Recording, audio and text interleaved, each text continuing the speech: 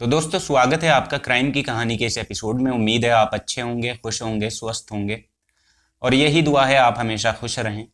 कल तक जिसे महज एक सड़क हादसा समझा गया और उस हादसे में एक बिल्डर की जान चली गई थी, परिवार ने भी उसे एक्सीडेंट ही माना और पुलिस ने भी उसे एक सड़क हादसा ही समझा। लेकिन एक सीसीटीवी फुटेज सामने आता है और उस सीसीटीवी फुटेज से ये पूरा केस ही पलट जाता है। आज की कहानी गुजरात के अहमदाबाद के सबसे पॉश शहर वस्त्राल की है। यहाँ पर काफ़ी कारोबारी लोग रहते हैं और इसी शहर की एक ख़ास सोसाइटी है, उसका नाम है गैलेक्सी कोरल सोसाइटी। इसमें एक बिल्डर जिनकी उम्र 43 साल थी और इनका नाम शैलेश प्रजापति था, ये इस सोसाइटी में रहते थे, गैलेक्सी कोरल सोसाइटी में। इनकी पत्नी थी शारदा प्रजापति उर्फ स्वाति। स्वाति की उम्र 40 साल और इनके 2 बच्चे थे। परिवार खुशहाल था, जिंदगी बहुत खुशहाल चल रही थी। शैलेश एक बिल्डर कंपनी में कॉन्ट्रैक्टर थे।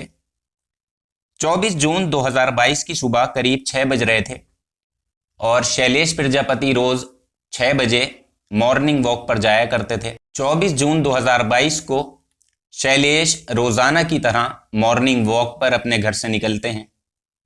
वो सड़क के बिल्कुल किनारे चल रहे थे, तभी अचानक से पीछे से एक बुलेरो ट्रक आता है और उन्हें तेजी से टक्कर मारकर निकल जाता है। इसके बाद कुछ लोग शैलेश को उठाते हैं, अस्पताल पहुंचाते हैं, लेकिन जब तक डॉक्टर उन्हें मृत घोषित कर देते हैं। इसके बाद परिवार पूरा अस्पताल पहुंचता है, पुलिस पहुंचती है। इस केस को लेकर वहां की लोकल पुलिस ने गैर इरादतन हत्या यानी आईपीसी की धारा 304A में केस दर्ज किया और हर सड़क हादसे में मौत होने पर इसी धारा में केस दर्ज किया जाता है। और ये एफआईआर मरने वाले शैलेश के ससुर ने दर्ज कराई थी। परिवार के लोगों ने भी मान लिया कि ये घटना महज सड़क हादसा है। पुलिस ने भी इसे हादसा ही समझा और आरोपी वाहन चालक की तलाश शुरू की।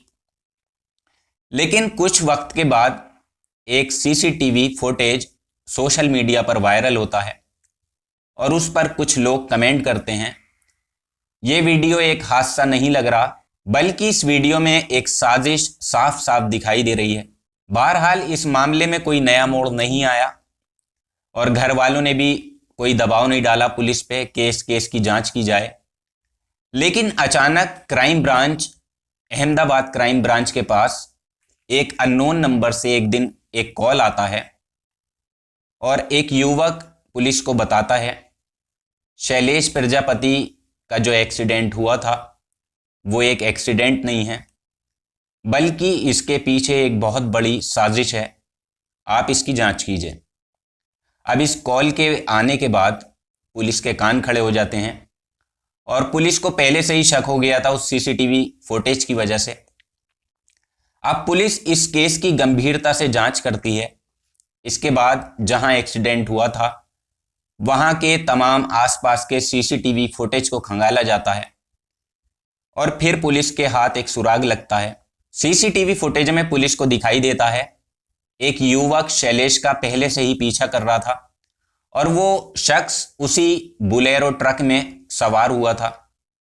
अब यहां पुलिस का शक गहराता है और इसके बाद इस गाड़ी के नंबर का पता किया जाता है और इसी बीच पुलिस शैलेश की पत्नी स्वाति से भी पूछताछ करती है और पूछताछ में पूछती है कि आपको अपने पति की मर्डर की आशंका है। लेकिन स्वाति कोई ठीक से जवाब पुलिस को नहीं देती इस बात का। इसके बाद पुलिस को शारदा प्रजापति उर्फ स्वाति पे यानी शैलेश की पत्नी पर शक होता है और पुलिस शारदा की कॉल डिटेल निकालती है।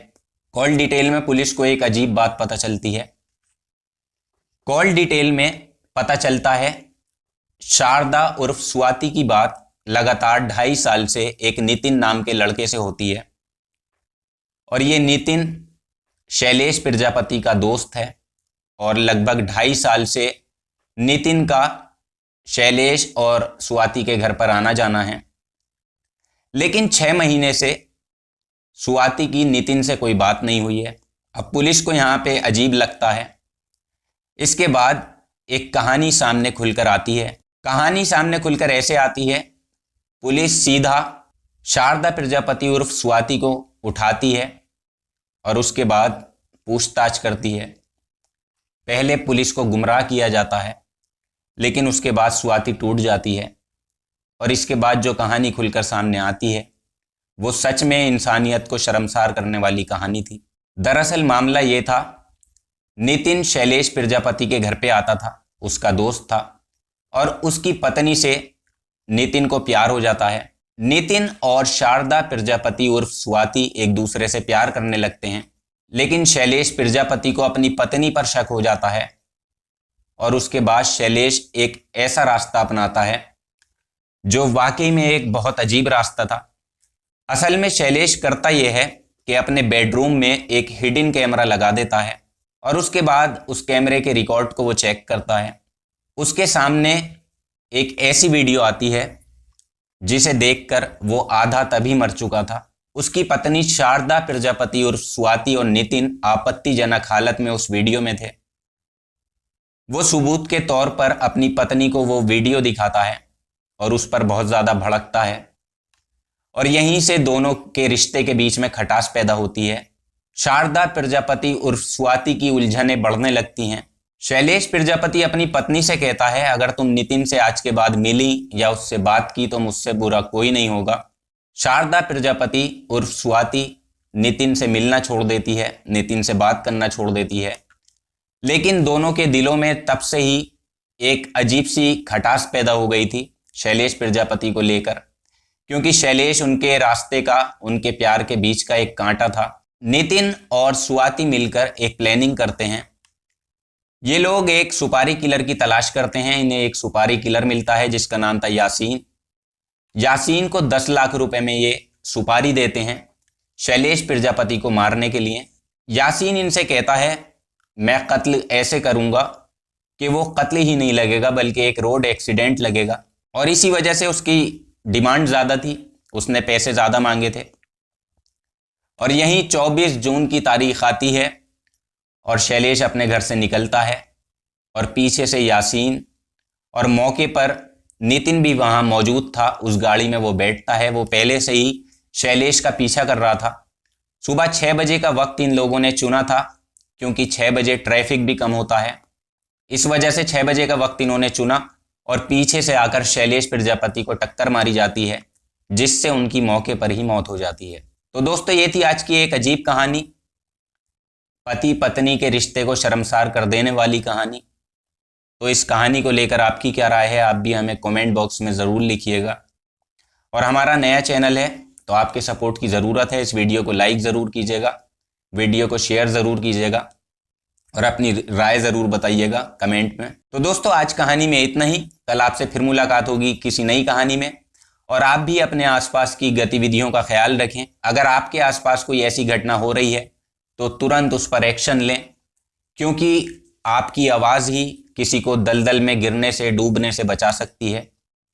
तो कल आपसे फिर मुलाकात होगी किसी नई कहानी में। तब तक आप अपना ख्याल रखें, अपनों का ख्याल रखें। जय हिंद।